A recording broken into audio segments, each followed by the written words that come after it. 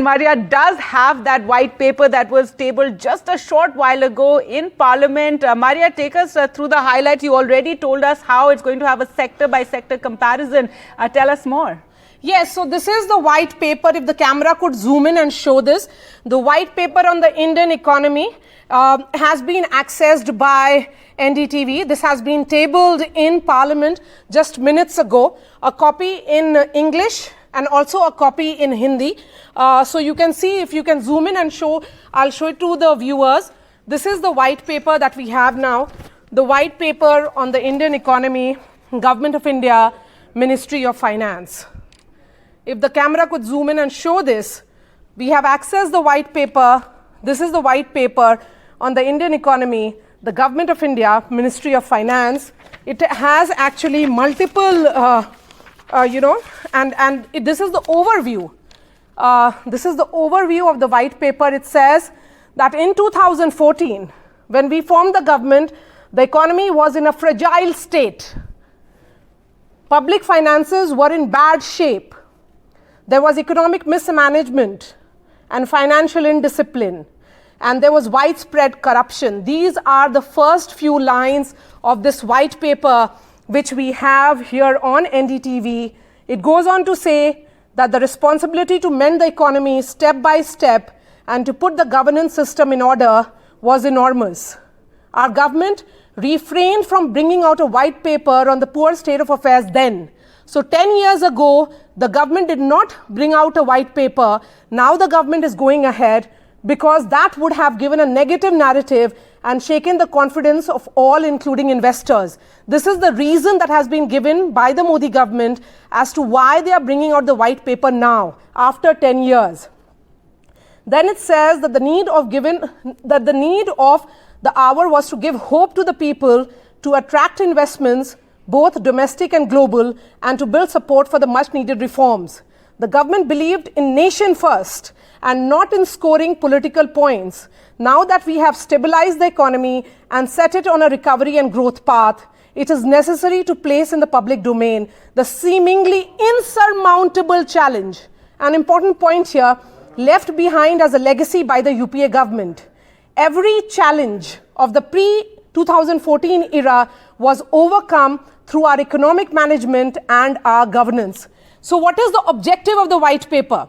If the camera could zoom in and show, it says very clearly, first it seeks to apprise the honorable members of Parliament and the people of India of the nature and extent of governance, economic and fiscal crisis that the government bequeathed on this government when it assumed office in 2014.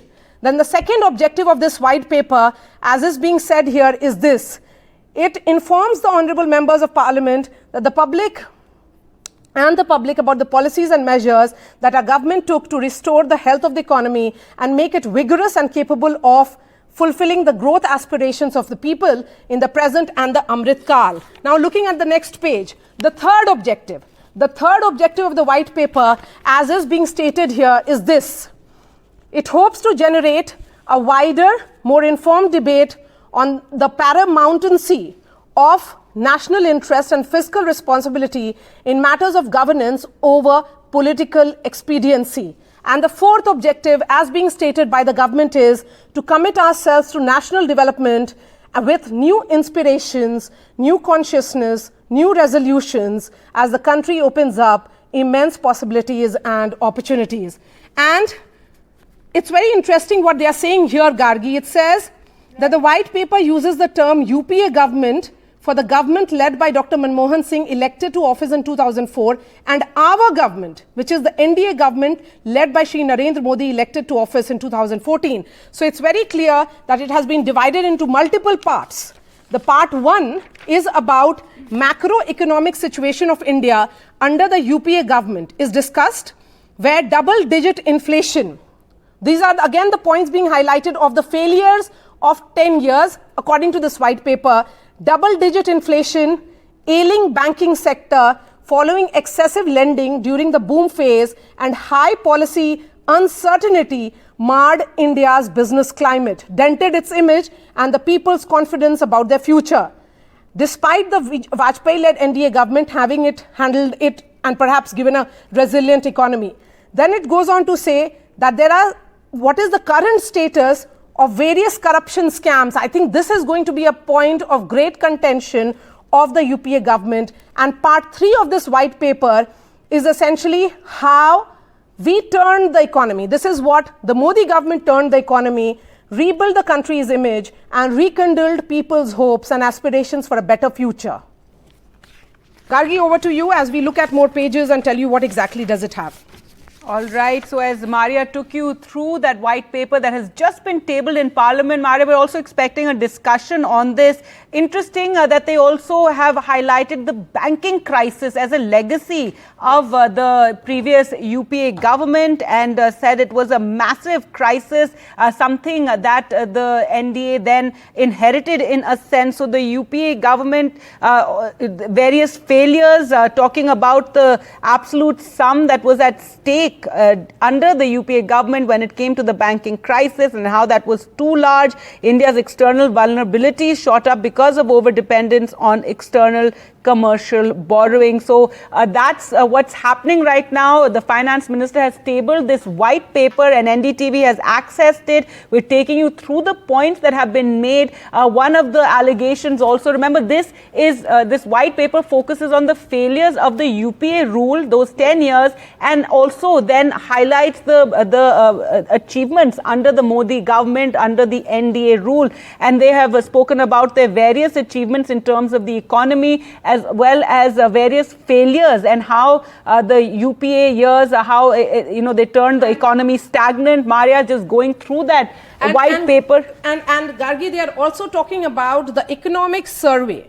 In various parts of this white paper, they have quoted the economic survey of 2003-2004 and are actually quoting it to talk about the state of economy then.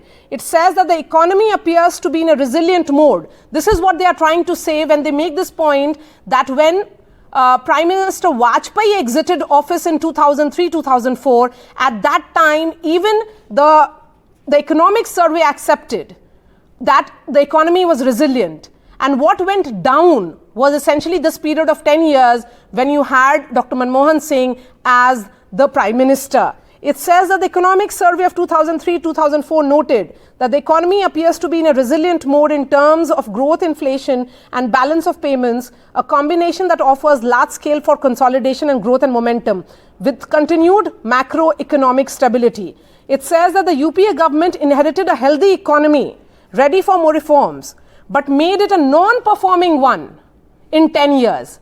So it's making an observation of the transition from Vajpayee government to Manmohan Singh government. Then it goes on to say, further highlighting the policy paralysis or the lack of governance during the UPA, it says, ironically, the UPA leadership, which seldom fails to take credit for the 1991 reforms, abandoned them after coming to power in 2004. That's what it says, that all the reforms that they keep talking about in the context of 1991, they seem to have abandoned it in the last 10 years, which was essentially during Dr. Manmohan Singh. Then it also again talks about an economist who has been quoted here. I think the big highlights of this survey, this white paper, will be about how it is seeing inflation, how it is seeing price stability. Again, as we have been saying, Gargi, this aspect becomes important, that one such foundation that was severely weakened by the UPA government was price stability. It says inflation raged between 2009 and 2014 and that the common man bore the brunt.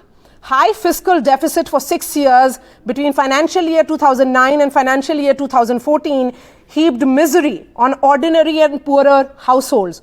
Over the 5-year period from financial year 10 to 2014, the average annual inflation rate was a double digit.